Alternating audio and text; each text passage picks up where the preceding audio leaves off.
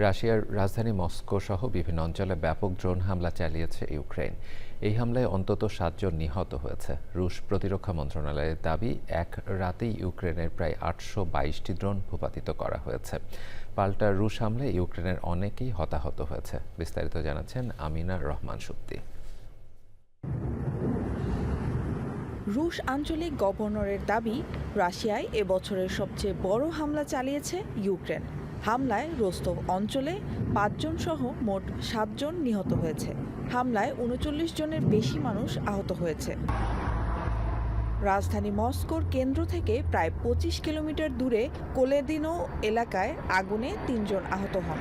মোট ৮২২টি ড্রোন হামলার মধ্যে প্রায় ৬০০টি মস্কোকে লক্ষ্য করে ছোড়া হয়। একই রাতে রুশ হামলার শিকার হয়েছে ইউক্রেনও। কিয়েভ সহ বিভিন্ন অঞ্চলে ক্ষেপণাস্ত্র ও ড্রোন হামলায় হতাহত হয়েছে বহু মানুষ।